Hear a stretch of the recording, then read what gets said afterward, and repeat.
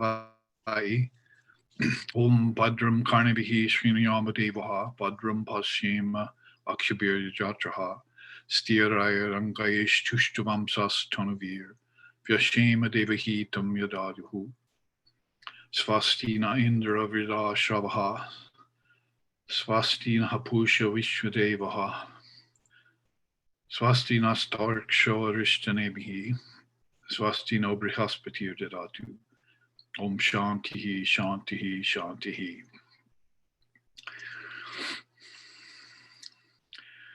May we see with these eyes what is good and spiritual, hear with these ears that which is noble and uplifting, and may we, while worshiping the Lord and Mother of the Universe, with healthy minds and bodies, live a life which is beneficial to ourselves and to all other beings. Om peace, peace, peace. May peace be unto us, may peace be unto all. Om Hari Om, Hari Om, Hari Om Tat Sat.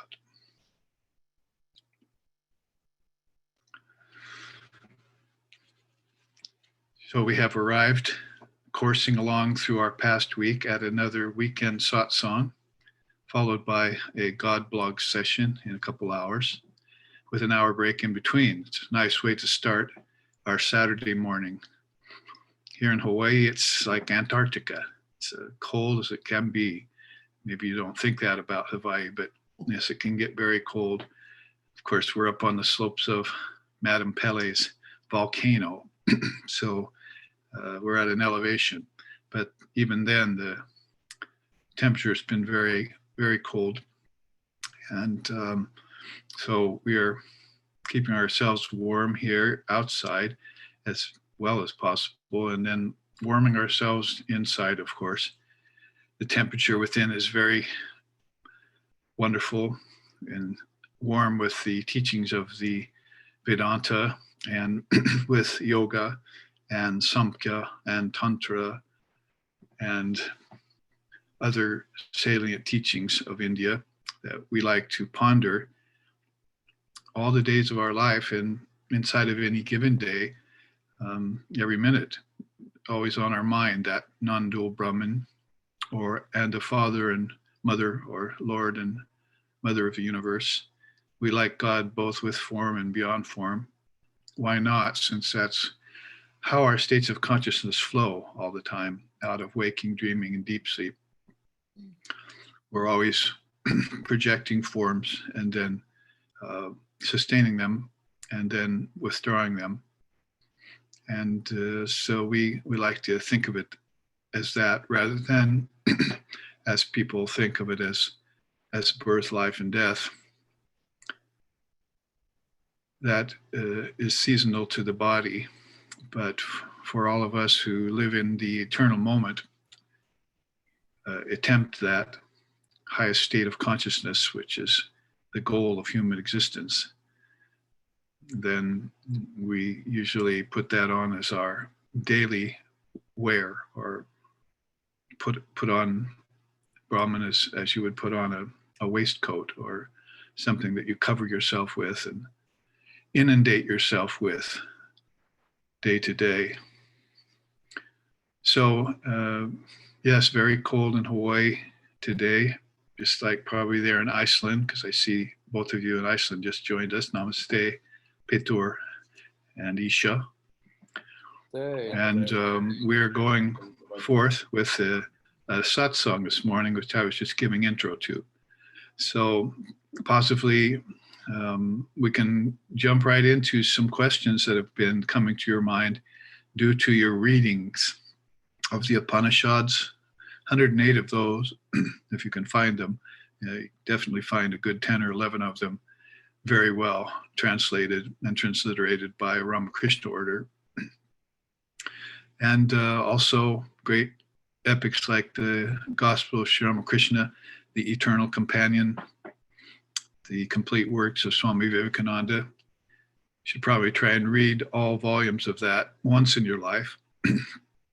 It'll give you a mind lift, as they say. People are worried about facelifts and how they look and everything these days, but we should probably be looking more at getting a mind lift with these great teachings of Swami Vivekananda which are very, very current right up to this present day.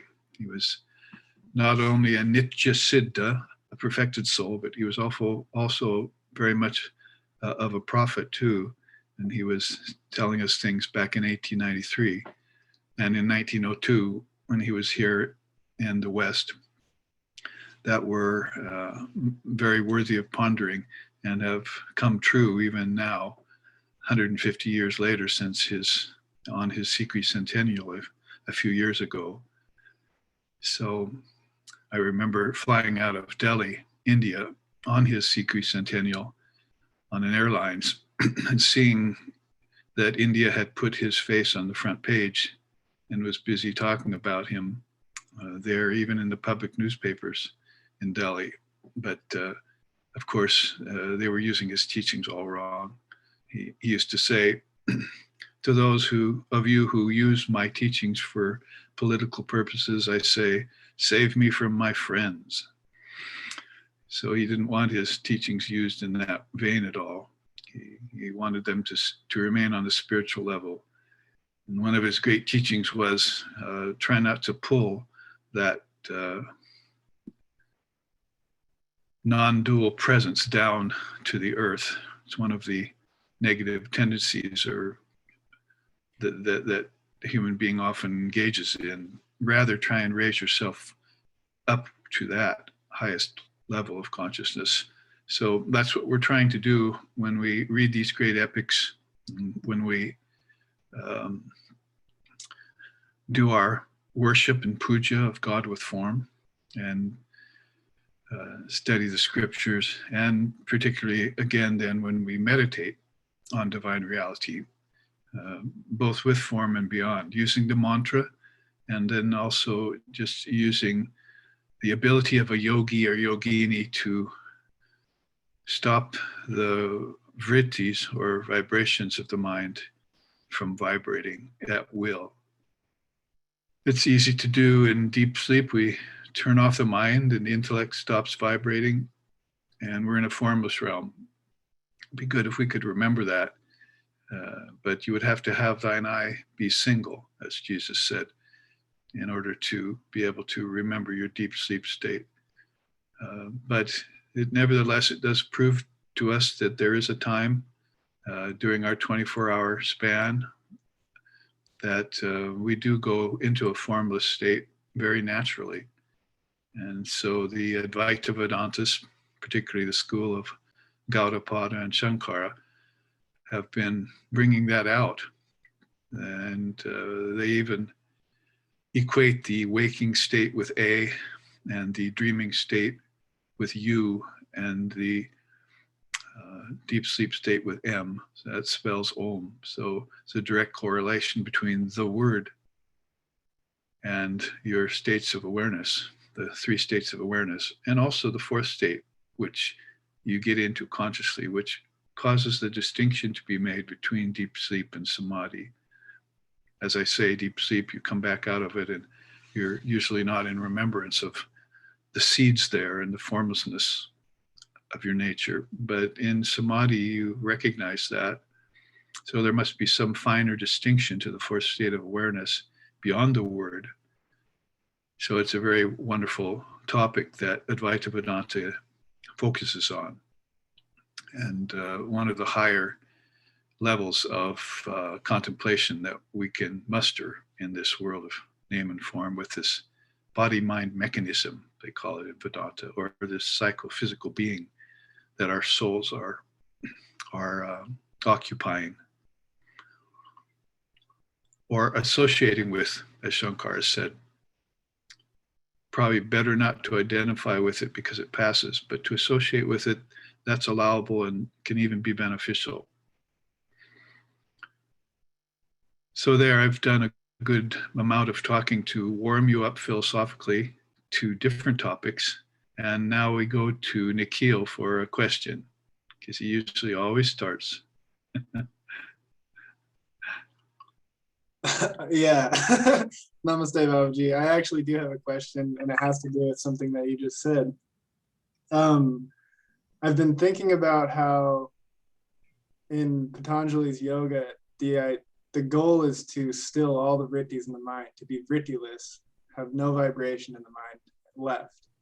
But in a lot of the scriptures that I've read, I also hear that the cure for ignorance is knowledge. And knowledge to me feels like it must be some form of vibration. So I feel like I'm getting my philosophies mixed up, and I need to kind of straighten them out in my mind. But if you don't mind just speaking on that potential issue when you are taking in multiple philosophies, like how to orient yourself. Is it when I'm meditating, when I should really be focusing on the yoga aspect to still all the vrittis, and then when I'm going through like the day and living more karma yogically to bring in that knowledge of the self throughout the day, that still ends up being in some subtle form of a vibration, but is a very high vibration. Yeah, I don't know if that makes sense as a question. Yeah. Yes, it does. And we could say, generally speaking, you're a dualist when you're awake and moving about in the world, and then you should be a non-dualist when you're in deep sleep and beyond and in meditation. So you do hold these different levels. It's not like, oh, I'm higher than you or lower than you because I'm not quite able to be an advaitist, or you're a dualist and I'm not, ha ha, or something. But it's that these are three stages of awareness, which we all go through, three steps to non-dual truth. It's just that the fourth step nobody takes, because I was reading in the gospel yesterday, Shankara said, dualists look into the cave of the heart and the third eye and take a peek at non-dualism, and then they run away frightened. He actually said that in the gospel. So very few people go to that non-dual station. But back to your point about vrittiless, no, it's actually not quite the truth that you said at the beginning when you said that the goal of yoga is to become vrittiless. That's actually more of a start. We know that there are many limbs before you get to samadhi, 7 of them, count them, in which you're going to have to retain the vrittis. You just have to going to turn them from klista, negative, to aklista, positive. And that would be more of a start that you would make in yoga. And how do you do that with the yamas and niyamas? So you're going to be contemplating truth, and you're going to be practicing and holding nonviolence, and you're going to let go of thy hold.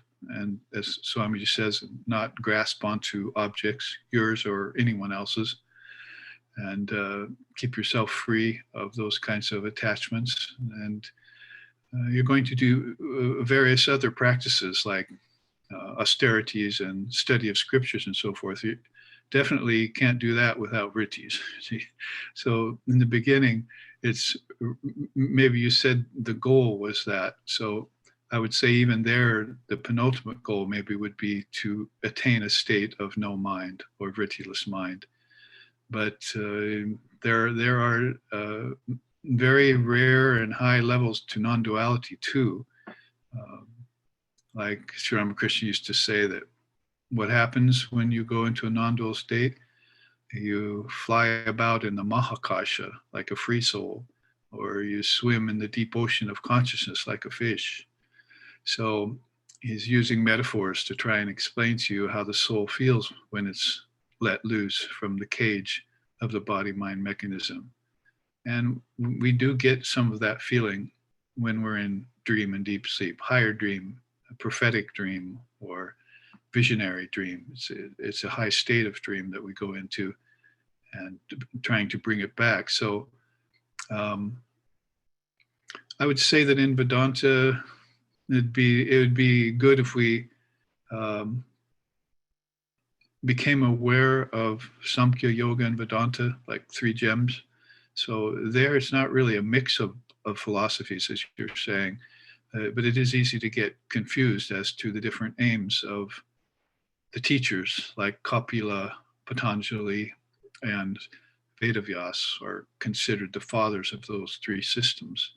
So Samkhya is pretty much about study of cosmology and tattvas. And Swami Vivekananda had a lot to say about that when he came to the West to try and fill in the gaps of our thinking, telling us about things like tanmatras and psychic prana and things that we didn't have in our philosophy.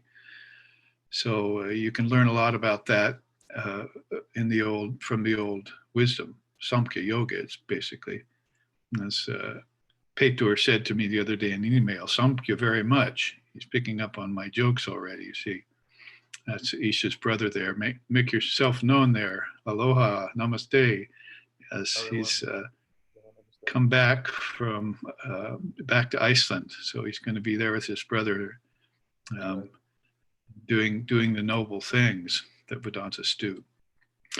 So and then you go on to yoga with the 8 limbs, and it's not really a different philosophy. It's just that yoga took a lot of Lord Kapil's teachings and turned them towards practice. Because in Samkhya, as you see, they pretty much are just a list, 24 cosmic principles. And he did his homework, Lord Kapila, and told you how you get into the body and how you leave the body through these 24 steps. And they're just things that everyone knows about. This is a conceptualization of 5 things based on principles that everyone knows. That's a direct quote out of the Upanishads. And that's a later period then. So these quintuplications that everyone knows, but they don't really know they know, do they? Because if you have to think about it all of a sudden, well, what's he talking about? Well, such obvious things as the 5 elements, air, earth, fire, water, ether, and having them experienced with the senses, tasting, touching, hearing, smelling, and seeing. So all of a sudden you're putting attention on the 5 elements and the 5 senses so that you can redefine your life in a physical world and not just enjoy it there, but actually use it as steps back to the subtle realms inside of you, the kingdoms of heaven within you, the rooms of my Father's mansion, as Jesus said. You have to go exploring in there, and it would be better if you did it consciously rather than just sort of wispy, like in dreams. Oh, I had a dream last night. No, you went somewhere.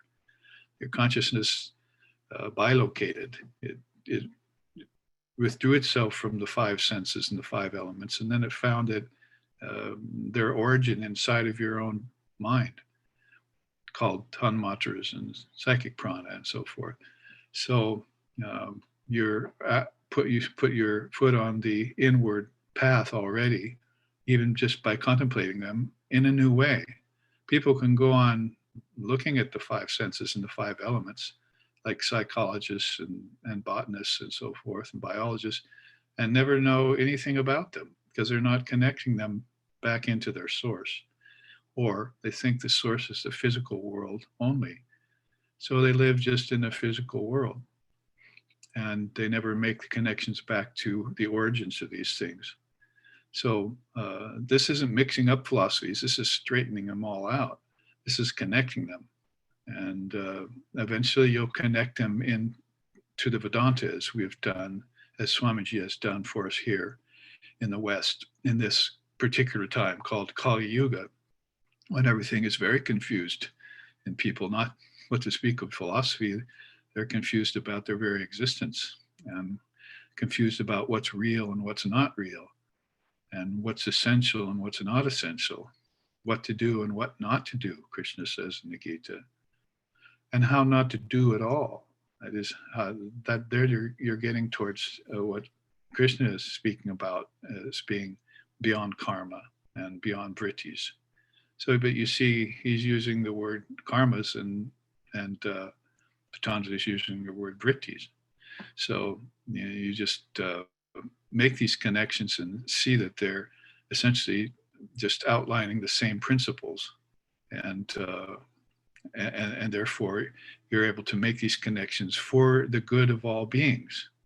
May we see with these eyes what is good and spiritual. May we hear with these ears what is noble and uplifting.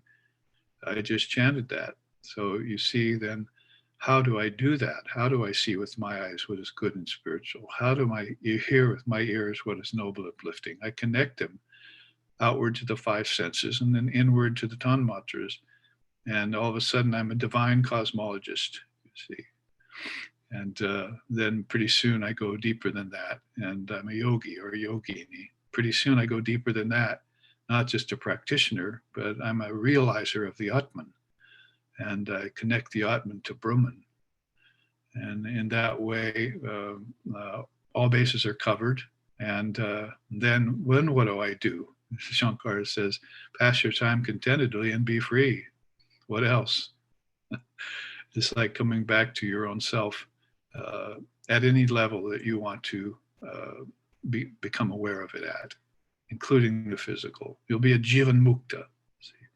Jivan mukta, my teacher used to yell at us. The West does not produce any jivan muktas. What's the matter with you? He would say. You have to get beyond the intellectual frame of reference, he would always tell us. And he was just a slight, short little man, but boy, did he pack a punch when he yelled things at you. Just probably like Swami Vivekananda. I always equate the two of all the Swamis I've ever seen, and I've seen many giving talks and so forth. Swami Sheshananda seemed to be the most like Swamiji himself. So yes, straighten out everything. Some people straighten out their lives first. I'd say good that you're doing that, but why did you fall into such a condition that you ever had to do any straightening in the first place? The ideal is to come here perfect as you are.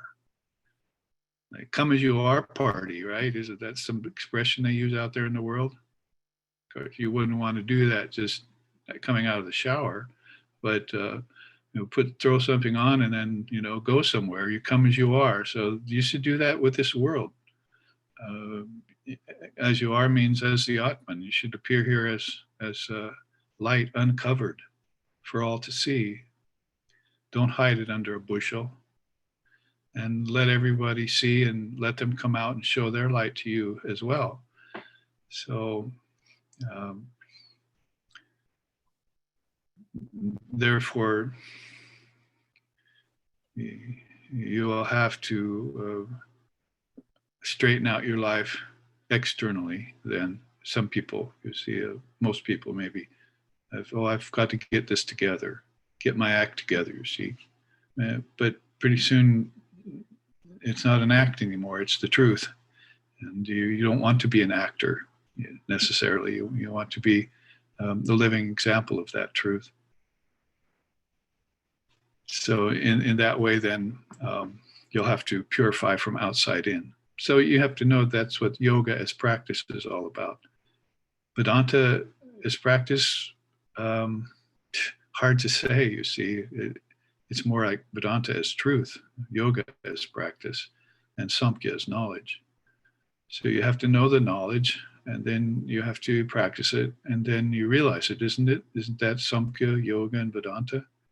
So just have it straightened out in your head that this is all one philosophy, like Abraham, Moses, Jesus, and Muhammad. That was all one religion until people broke it all apart. And now look at the problem they have from breaking it all apart. How much contention, how much fighting. Catholics fighting with the Protestants for hundreds of years in Europe. What is that? It's not religion. So you're going to have to return everything to a state of oneness. Take what is external and what is internal, render them into one indeterminable state, then pass your time contentedly and be free. So if you can do that in front of everyone with your own light, then maybe the world will get a clue and start, other people will start trying to attempt it.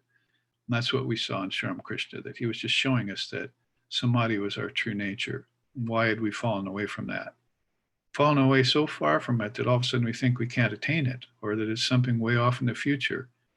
Oh, I'm going to get my liberation in a post-mortem emancipation way, my teacher used to say. I don't accept that. Freedom is right now, here and now. So there, I've addressed to your question. And as is the case with most everything, it's just right orientation, isn't it? You turn your mind to a certain way of thinking and everything's solved. If it gets off of that platform of true thinking or straight thinking, everything's confused. It's all up to the mind. So wake up each morning with a straight and unconfused mind and go through every day like that till it becomes a habit. If you woke up, you came to Earth with a crooked mind and problems, then that became a habit. Now you have to wake up every day with a straight mind, and that has to become the new habit. Patanjali calls that creating new samskars of samadhi.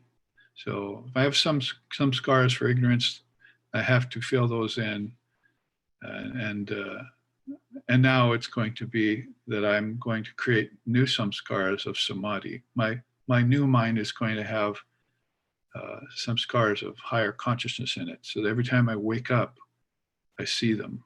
I go straight to them. And I don't fall into old habits anymore. Why should I do that? It's not noble.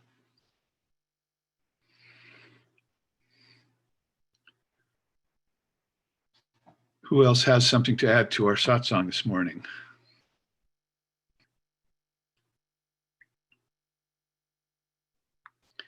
Vyapaka, namaste. Yes, namaste, Babaji.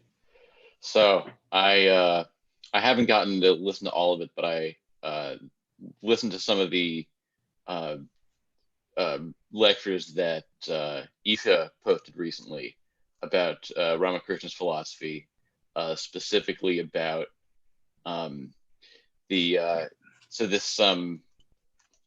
this teacher Ayan Maharaj was saying that essentially Ramakrishna taught that the world was a real manifestation of Divine Mother, which is different from Shankara's teaching that the world is an unreal projection of the mind.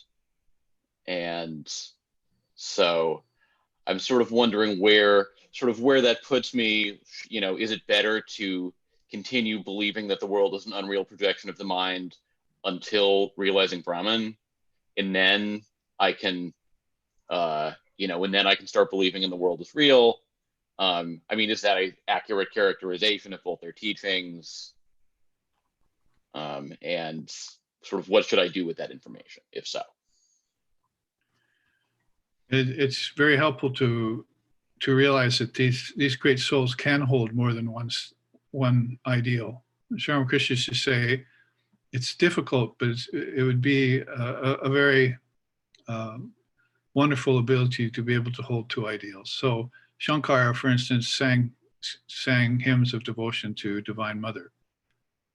And his lineage coming from Gaudapada were all Samayachara Tantrasists. That is, they believed in Shiva and Shakti. So if you're Shankara and you've got people around you that are coming out of a fallen Buddhist era, because Buddhism had its heyday over that 1,200 years between Lord Buddha and Shankara. So here's Shankara on the scene with people all confused philosophically, as we were just talking about. And he has to tell them that this world that you're so attached to is not real. The Vedanta tells you so. Jagad Mithya, Brahman Satya, Brahman is real, Jagad Mithya, the world is not. So he's trying to shift their consciousness away from a changing world to the unchanging Brahman. Does that mean that all of a sudden he's forgotten about Divine Mother that he's singing songs to? Does that mean that he's forgotten about the form of Lord Shiva when he talks about Advaita Vedanta in non-duality? No, he's just making the teachings amenable and applicable to people at different levels of their awareness. Those levels basically are Dvaita, Vishishta Dvaita, and Advaita. So Ayan Maharaj is well aware of the fact that Sri Ramakrishna has brought a new facet, or opened up a new facet of Divine Mother reality to the world of human beings today. It's not, again, another 1200 years from Shankara to Ramakrishna. So it was 1200 years before Shankara to Buddha. Now it's 1200 years later. So in 1200 years, this is what's happened. All of a sudden, the Divine Mother reality is been brought back to us by this Kali Yuga avatar. And Sri Ramakrishna himself is doing great austerities in order, as one song sings in India, to awaken Mother Kali from the cremation grounds of India, to bring her back full force in an age which is named after her and which could really use her. So he brings Holy Mother back with him, who is manifestation of Kali. And so he himself, Sri Ramakrishna, his favorite way of living was qualified non-dualism. He didn't really live in Advaita like Totapari when he walked into Dakaneshwar temple and met him. Totapari was totally given to Advaita, maybe even in a kind of narrow way, that he needed to see Sri Ramakrishna and became his teacher, but actually it was just Sri Ramakrishna pretending to be the student, and Totapari was the pretending to be the teacher. He was the real student. Now, he had to get the vision of Mother Kali. So when you're here on this world, Sri Ramakrishna said, all of these 24 cosmic principles, the tattvas of Samkhya Yoga, that's God expressing itself. So he wasn't making some sort of line of demarcation between God and the world.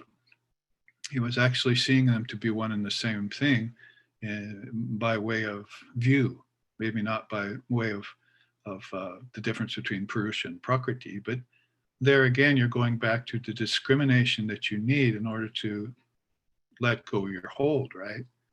I mean, if you don't have a death grasp on everything, if you're not afraid of things, then these teachings really don't apply to you that much. If you're already free, you don't need practice. You don't need scriptures. That's one thing that we have to realize, that these free souls are speaking from a standpoint of natural renunciation. That's how we called it with Sri Ramakrishna's case. We'd never seen a person with such natural renunciation. Maybe the last time we'd seen someone was Jesus with such natural renunciation, like wearing it like a crown of thorns, they said. So that was, what was that really? It was making sure the world didn't intrude upon your non-dual awareness. It wasn't that the world was real or it was unreal. It was just that you made sure that the world didn't intrude on your non-dual awareness. Does that make sense?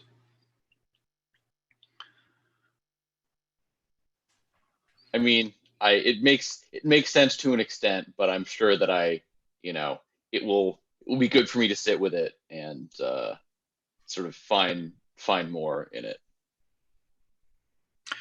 Think of it like a child walking from place to place. It's not thinking that's real, that's not real, this is real, that's not real. So these childlike luminaries are like that. They're not childish, but they're childlike. Their view is just that all of the tarnish has been taken off. All of the veils have been torn away, and now they're just seeing everything as Brahman, and they're not having to use that measuring stick of, oh, this is real and that's real, because they're beyond that level. But other people have to use that. You can't take that away from them. They can't walk around and say all is Brahman, walk in front of a bus, or start smoking a lot of cigars, or all these excuses people use when they think they're in Advaita Vedanta when they're really not. They have to be very careful of the methods and the practices and the way that they direct themselves. It's again these three great steps of dualism: qualified non-dualism and non-dualism. Sri Ramakrishna preferred to live at the qualified non-dual level. But when he did, it didn't keep him from realizing all is Brahman. It actually helped him realize that all was Brahman. When you're in an Advaitic state, it's obvious all is Brahman. You're not even thinking otherwise. But when you come down to the world, the best pair of glasses to put on, because he used to say, if you put on yellow glasses, you'll see everything yellow. So he had a pair of God with form glasses, you see, Brahman with form glasses that he put on whenever he came to the state of the human being, qualified non-dualism. And then it made it all easy for him to see the same Brahman there as he saw in his Nirvikalpa Samadhi when he went into it. So they're very facile like that. They're very flexible. They're very spontaneous. And to us, it seems like a marvel. To them, it just seems natural. It's what you do. Sort of like, oh, well, you get out of the car today, start walking toward the store. Somebody walks past you with a mask on, turn on your heel, walk back to the car and get your mask, right? So it's be so easy just to go everywhere without it, but you have to put on a mask. So using that as in a positive way, because it's not such a positive thing, but that's what you have to do when you come to the worlds of name and form. You have to put on that mask of qualified non-duality, if you want to put it that way. And when you do, well, there again, when you put on a mask, it doesn't affect your eyes, does it? Only affects your breathing. So when you put on that mask of qualified non-duality, you should keep your third eye open. You don't have to have it veiled. You're just shifting levels, and the same Brahman is there with your eyes open or with your eyes closed.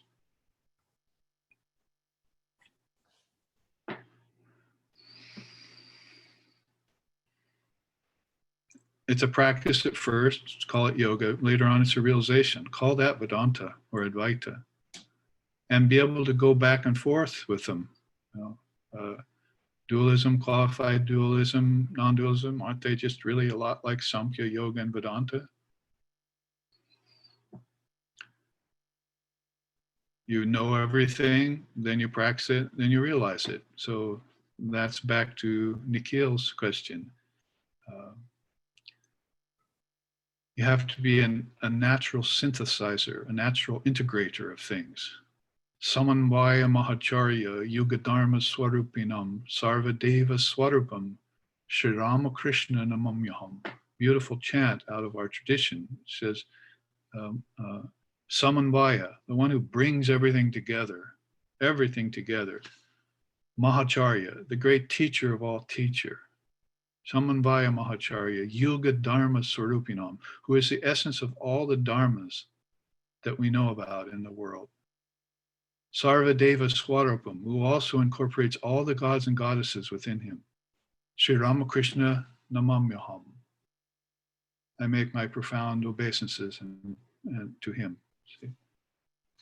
That only 5 million people of this world have recognized him out of 7 billion is an insult to this world. Just shows you how crazy they are, that they can't see the Lord when he finally comes again.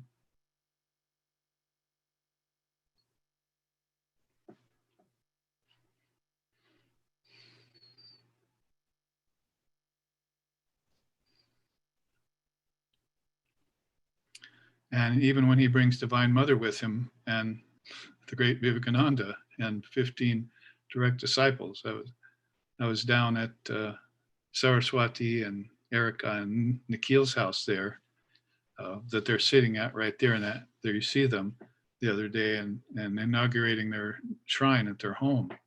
And I looked over and saw this beautiful picture they just framed of all the direct disciples of Sri Ramakrishna in black and white, of course, sitting there in the courtyard. And it was just a wonder to look at that collection of beings. Give me a dozen lion-like souls.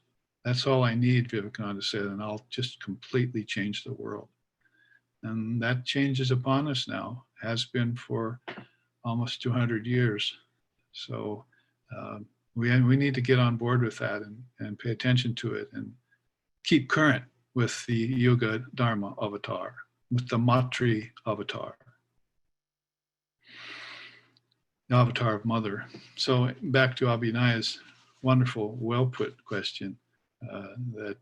That's what you have when you have a knowledge of this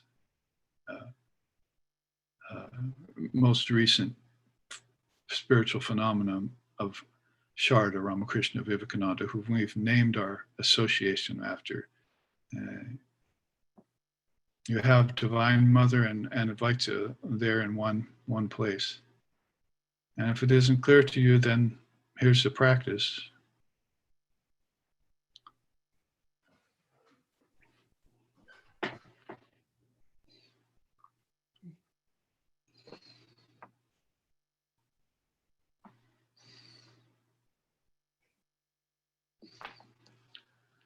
"40 dharmic minutes have rolled by.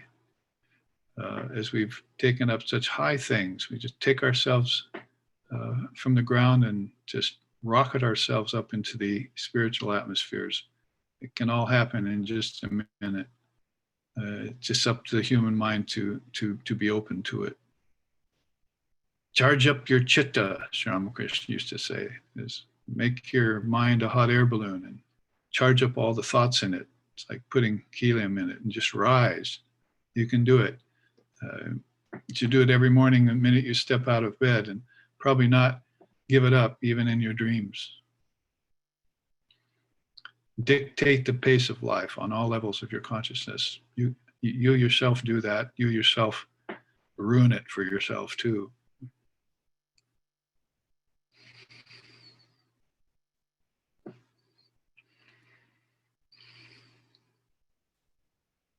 And that's the path of self-realization.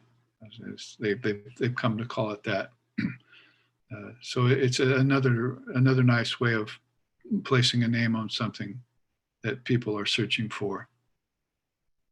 Because more and more we get away from the superstition that there's a God somewhere on a throne somewhere, or up in the sky, or outside of us somewhere, that we have to rely on others. It's never been the truth, and it's not the truth even today. Take a guru, a teacher, very important in India, and then cut yourself in that image, and then God will come to you, Mother will come to you. If you don't take that teacher, you fall risk of following your own ego, and well, look into the past. How did that work for you? Look at yourself before you came to Vedanta. You see, you were following your ego. Well, how did that work out for you? But now look at yourself after you found Swami Vivekananda in the West and great ideals. How's that working out for you?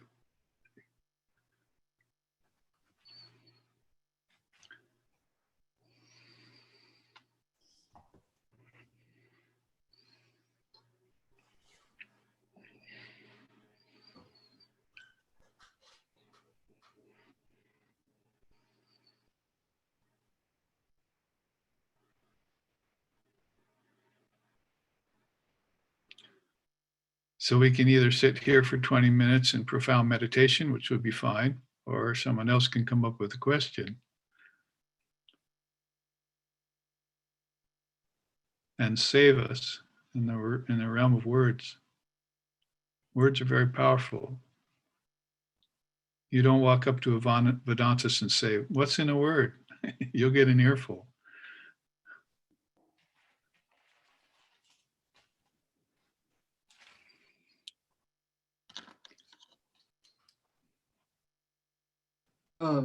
I just have one question about the 24 cosmic principles. And I've heard you go over it multiple times now, but I still have trouble connecting one aspect of it. And because I can see how the gross elements are connected to the senses, and the senses are connected to the more subtle objects. I'm blanking on the name of those right now. But like Earth, yeah, the tanmatras. Yeah. So how Earth is connected to smell, which is connected to fragrance, but do each of those have a connection to an organ of action individually? Like, can you associate the elements directly with one aspect of your organs of action, being excretion, procreation, locomotion, grasping, and speaking? Yes, and of course that's about as far out as you can go. Quite often we skip over the karmendriyas and go straight to the gyanendriyas, because basically the karmendriyas aren't all that fun to contemplate. So but they do go together nicely with the 5 elements on one side. The gyanendriyas, we usually start with the senses and their objects, because that's where the problem occurs. I hate to say that, but unfortunately that's what it is. People can't just move amongst the sense objects without attachment for them. They somehow just have to linger with them, even grab onto them, obsess with them, and finally get disappointed when they get stolen, or when they decay, or when they don't work anymore, or when you become bored with them. I mean, there's so many reasons why the objects are not only just not fully satisfying, and no person in their right mind would attach to them, but also they open up roadways to hell, to suffering. So that's why we usually jump to the 5 senses, as most people at least have those. And then see which direction they're going. The Mundaka Upanishad says the senses are defective by nature because they're outward going. So make just a simple statement like that, and then all of a sudden you're supposed to go, oh, well, then where should my senses be going? If they're in their defective variety, they're going outwards. So where are they supposed to go? So you shut them down in meditation. Well, that's a big jump to go from senses to meditation. You're actually going from shutting off the 5 gyanendriyas to the third eye. Basically is what you're doing there. And so there's nothing in the middle, like 24 cosmic principles, get thee behind me. It's not sound philosophy. You came down out, that is, from your Atman using these steps. And now you have to go back in. So Shankara has done the favor of taking those 3 states, Dvaita, Vishishta Dvaita, and Advaita, and spreading the 24 cosmic principles out over those 3. So you could see how Samkhya and Advaita Vedanta concur with one another. They're both Satkaryavada paths. They both believe in cause and effect. So it's just that with Advaita, you want to get soundly beyond cause and effect. And in Samkhya, you just want to recognize that it's the truth of relativity. So you're talking about reality and relativity there. So you use one, to return to the other. And basically that's just the soul's journey from inward to out, and then from out back in. It's your breath does the same thing. Here, I'll show you. Here I'm going in. Now I'm there. Now I'm back. So everything is just in a threefold movement all the time, but we forget the 4th.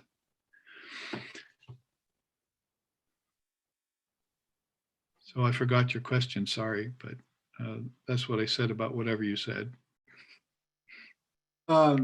Just even if you could speak on one element to one, I guess, karmendriya, like the organ of action and how it connects to the element. Well, no, those are the organs of action, all 5 of them. So that's the first thing to say. Okay.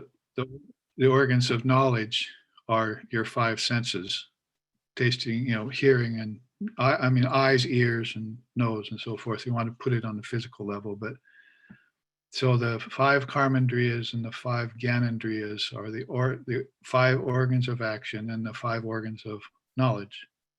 knowledge there means I get to know my outer universe by my eyes and my ears. It doesn't mean higher knowledge. It just means basic knowledge. So the karmendriyas are then, just the gross physical effects of the gyanendriyas mixed with the objects. and so they don't get a lot of attention because they probably don't, most of the seers don't feel that they need a lot of attention. They're just kind of sort of like your lungs breathing, just become aware of it. That's all. Jerry, you had a question. Yeah. So I've been kind of at a loss for the past like week and a half, 2 weeks. We lost you. Oh, sorry. I moved the computer closer.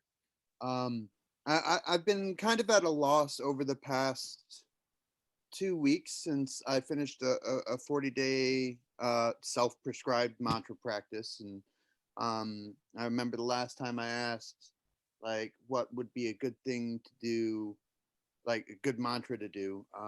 You said not until you're initiated. And I totally respect that, but I definitely want to be doing a practice every day to remind me or to like point me in the right direction. I'm continuing to do my transcribing of the Gita, but trying to figure out the right kind of meditation practice to continue to start my day and to round off my day, keeping my mind pointed in the right direction. Yeah. All right. Well, so you're talking about I do. So I do the mantra. I did the mantra regimen, which is an austerity, and then I did the translation of the Gita. So that's all I do. But when you talk about a meditation practice, then you're talking about I don't do anymore. You see, I'm letting go and letting God, as the Christians like to say. Not in a very deep way, I must add, but basically to give up the mind and the ego and its hold on life, would be the best atmosphere in which to enter into meditation with. You can do that two ways. One's fairly simple and one's difficult. One's called meditating on the Ishtam. So if you love Ram or Hanuman or Krishna or Ganesha or Mother, or if you're more Vaishnava oriented, more Shaivite oriented, more Tantric oriented, more Divine Mother oriented, you find your Ishtam and you try and settle on it.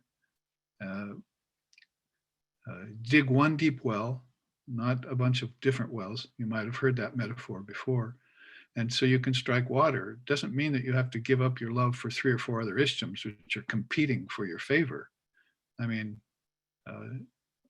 Sri Krishna loved all of them. He meditated on all of them. But when he meditated on one, he put the others aside.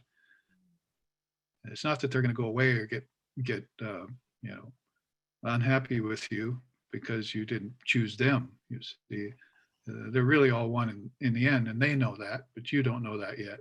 So you choose one and you focus on it for a length of time, and that's upasana. There's a lot of vipassana going on out there, fine, but upasana is crucial and deep for the Hindus. They want to have God with form, and nothing's going to get in the way of that. Not even Krishnamurti coming and telling them, "Well, you've got 250,000 gods. What's wrong with you?" So basically, you there again, even in the realm of God with form, you have to say, I choose you. It's sort of like getting married.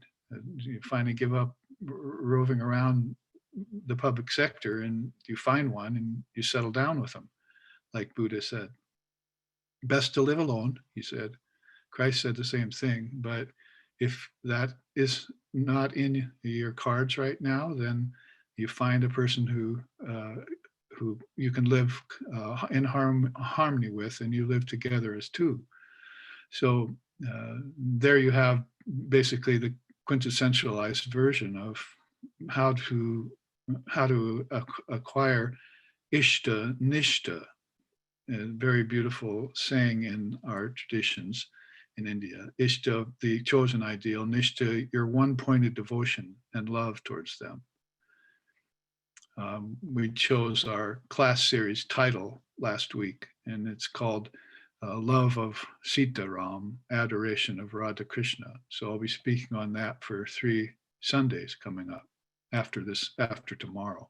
Finishing up the Akshi Upanishad tomorrow, by the way, everyone. If you have been there with it, you could conclude it with us if you haven't stayed with it.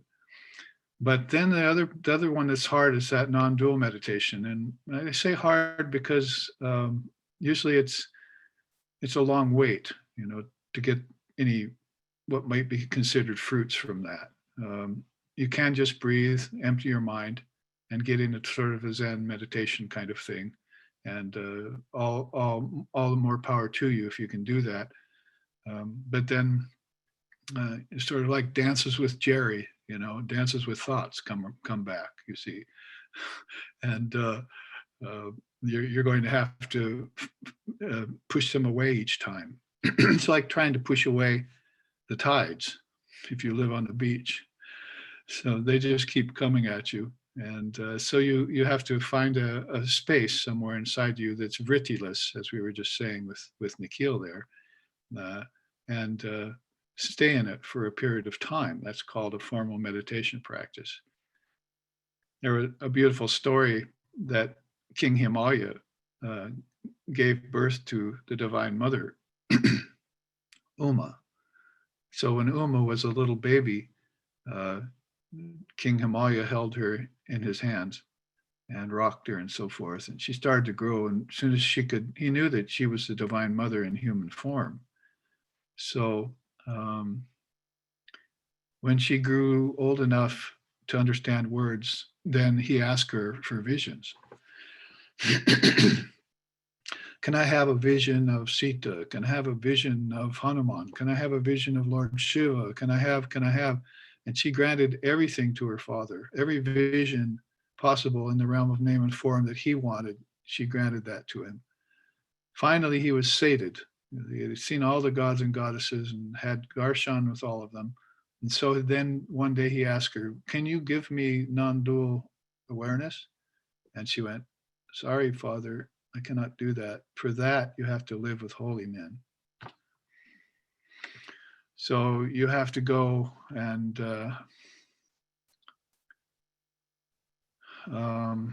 what's the word in English? You have to go and imbibe it from a vibration that comes off of the very body of illumined souls. It's called tejas. It's a kind of light that comes off the body-mind mechanism of a realized soul. And if you stay in that vibration long enough, you pick it up without even knowing it. So that's like lighting your torch with our guru, Swami Sheshananda, who used to say, everything seemed very clear right on down to the Advaitic truth. One step out of his ashram, go back to the world. What was that again? What was it that I was supposed to learn and keep and retain and know and live in? It wasn't that easy, you see. So you had to expand your capacity, expand your mind's capacity to know Brahman. That's right out of the 7 peace chants. Shanti, Shanti, Shanti.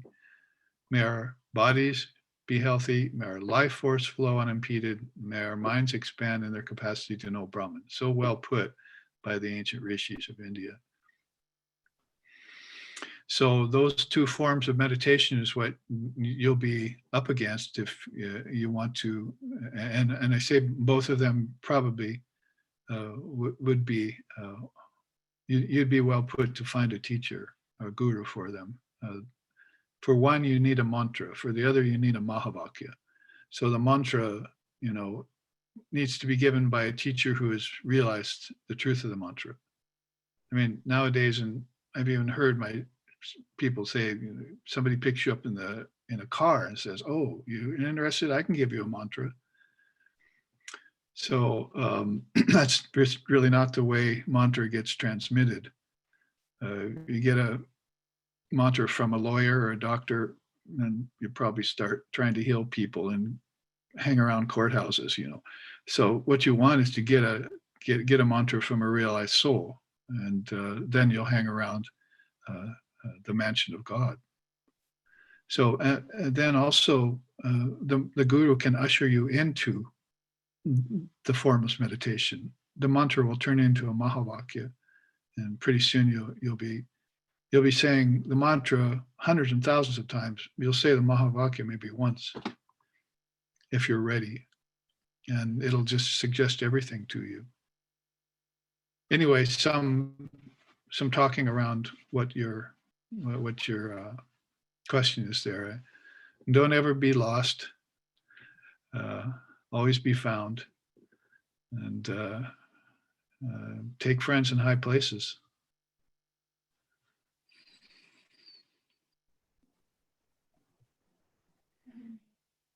So I think we've come to the time here, 3 minutes over. So let's move to our hour break, another hour of I'm Atma Brahma.